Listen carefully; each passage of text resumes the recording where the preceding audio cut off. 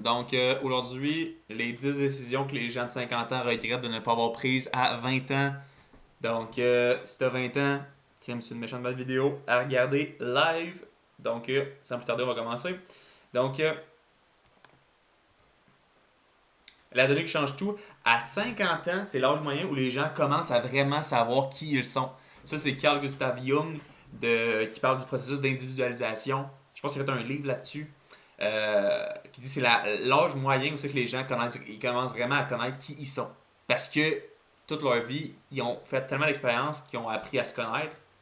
Puis à 50 ans, c'est l'âge c'est que ils commencent à vraiment savoir qui ils sont.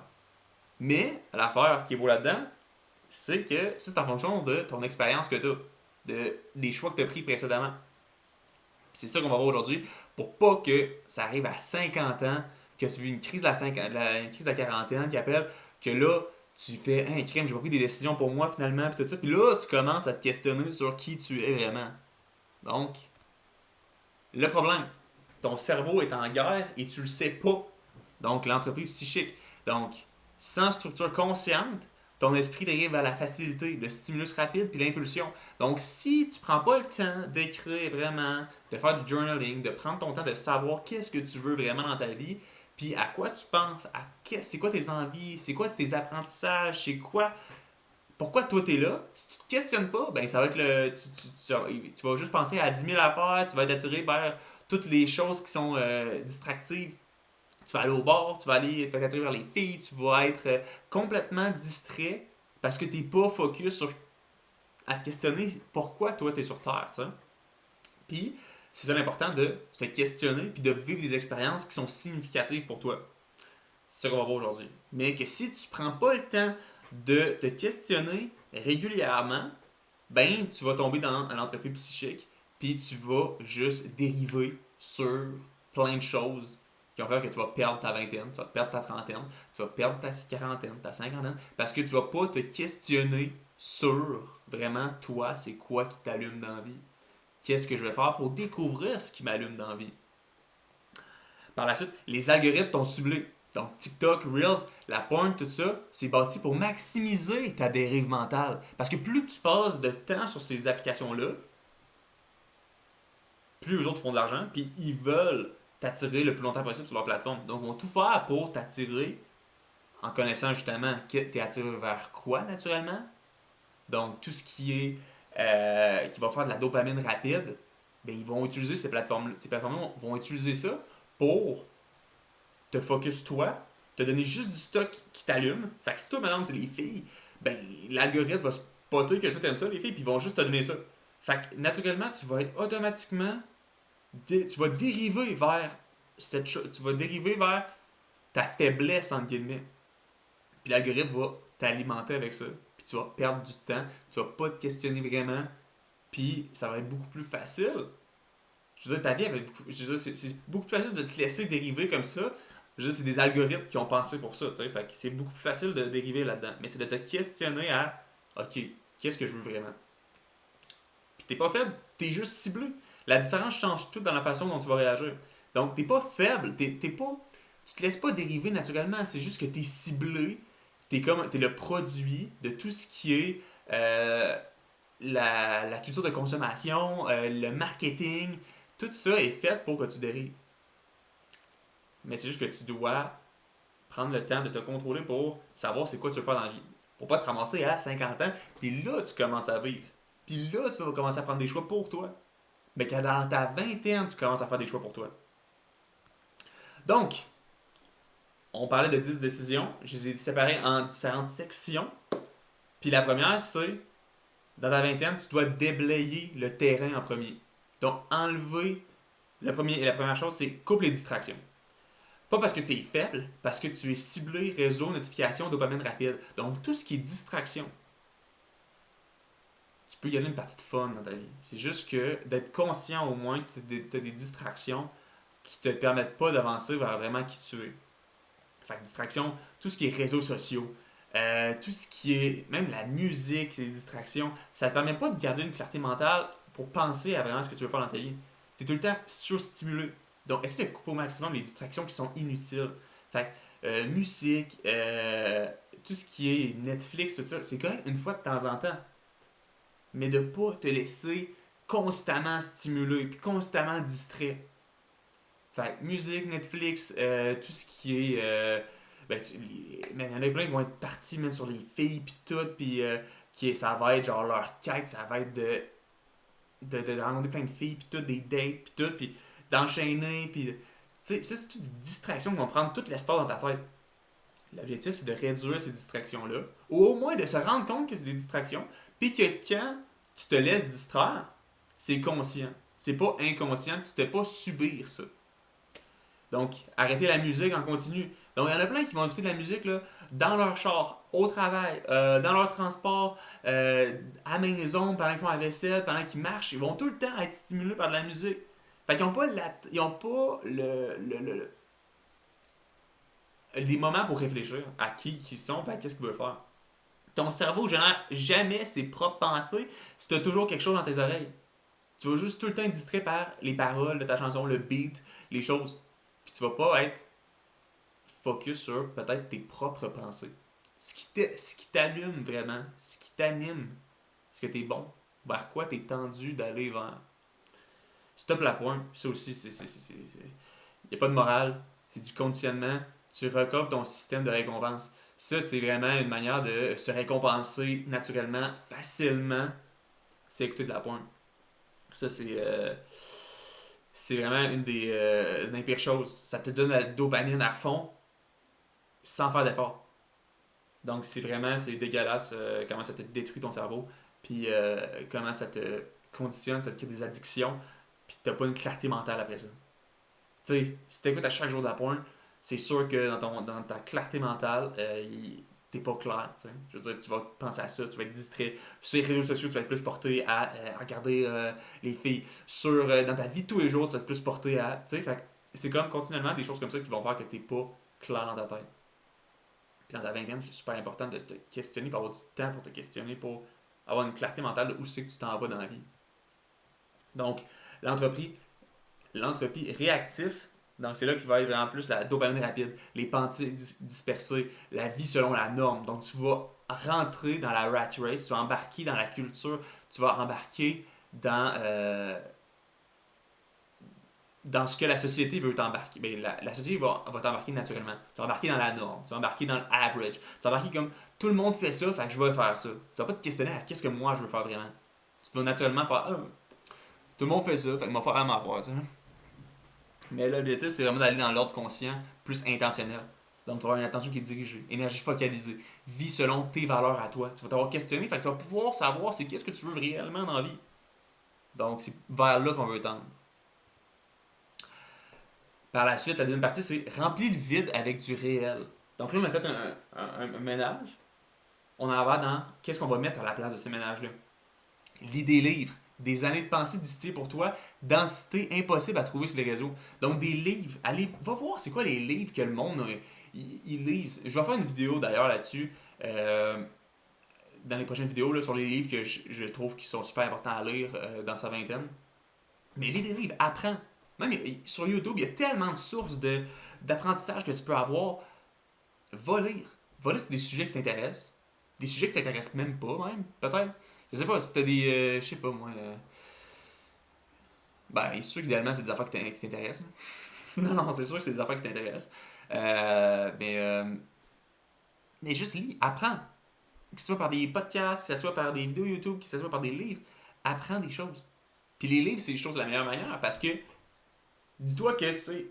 Puis là, il y a un autre concept de comment choisir ce livre.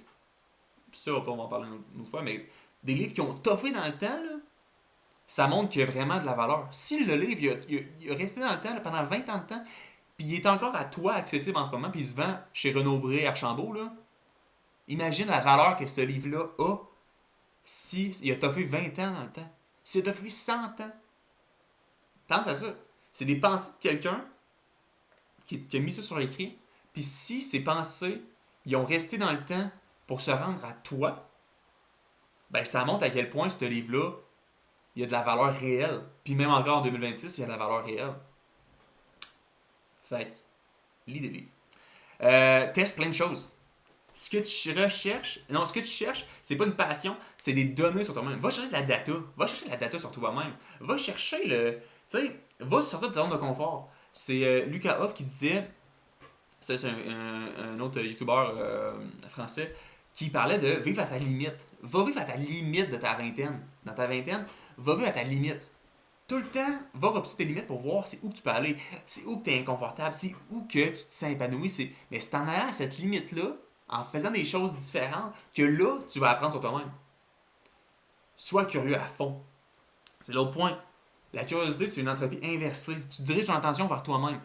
Tu vas aller t'intriguer aux choses autour de toi, tu vas apprendre, puis en même temps d'apprendre sur des choses différentes, sur du monde qui t'entoure. Tu vas apprendre sur toi-même, sur qu'est-ce que tu aimes.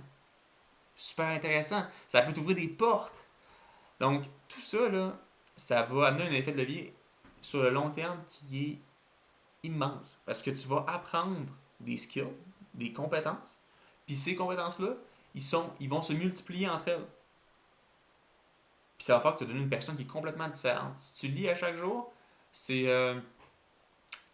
Elliot Muni qui disait que lui qui faisait, qu'est-ce qu'il faisait, c'est... Non, même pas.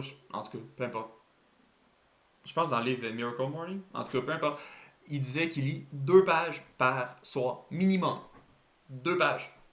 Pourquoi 2 pages? Parce que 2 pages, c'est le temps que ça prend pour te mettre dans le bain du livre. Puis, ça arrive extrêmement souvent que tu vas lire 2 pages, puis finalement, tu vas lire une troisième, une quatrième, une cinquième, finalement, tu vas en lire 10. Puis si à chaque jour, tu lis 2 pages, qui est le temps nécessaire pour te mettre dans le bain, ben à chaque fois, tu vas peut-être déborder un peu. Puis finalement, à un moment donné, tu vas peut-être lire des 20 pages par jour. Mais que tu t'es mis à 2 pages minimum.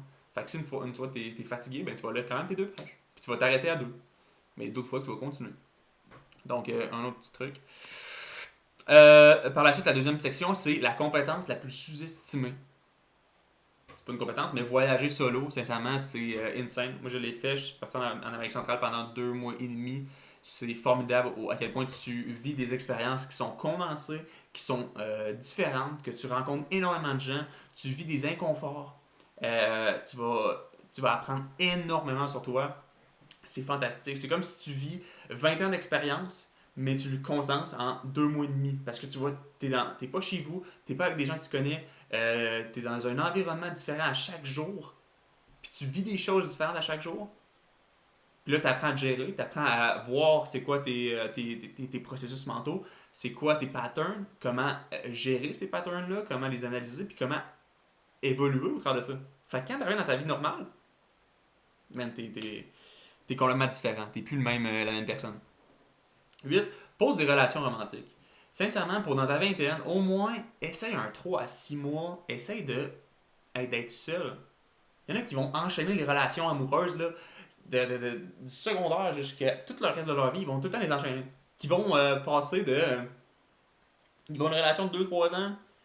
Après ça, ils vont arrêter. Puis là, 1 mois, 2 mois plus tard, boum, ils sont encore en relation pendant un autre 2 3 ans. Puis ils vont tout le temps enchaîner comme ça. Puis ils vont jamais être seuls avec eux-mêmes, seuls avec leurs pensées. Fait juste de prendre un moment que t'es seul, que tu as plus de temps pour toi-même, parce qu'il y en a souvent qui vont, justement, quand ils sont en couple, toutes les choses, le temps qu'ils ont, qui pourraient être seuls, ils vont le faire avec leur blonde, leur chum. Par exemple, aller prendre une marche, ben, ils vont prendre une marche avec leur chum, avec leur blonde. Il y a une journée qu'ils sont tout seuls, ben, ils vont prendre cette journée-là, puis ils vont finalement, ah, ben, qu'est-ce que tu fais? Bon, on va être ensemble. Puis c'est tout le temps comme ça. Mais c'est les moments que tu es seul, c'est là que tu vas réfléchir à qui tu es, d'expérimenter des choses, à apprendre. C'est là que tu vas lire des livres, c'est là que tu vas prendre des marches pour réfléchir, tu vas méditer, etc. Donc, c'est super important. Donc, au moins, faire un 3 à 6 mois seul, ça fait. Quitte pas ta blonde demain matin à cause de ces vidéos-là, mais réfléchis à ça next time que peut-être que tu vas être célibataire ou peu importe. Que c'est good d'être célibataire pendant quelques mois. Pis c'est pas loser. Pantoute. Pantoute, pantoute, pantoute. Puis tu connais jamais tes vrais besoins tant que t'es pas seul assez longtemps.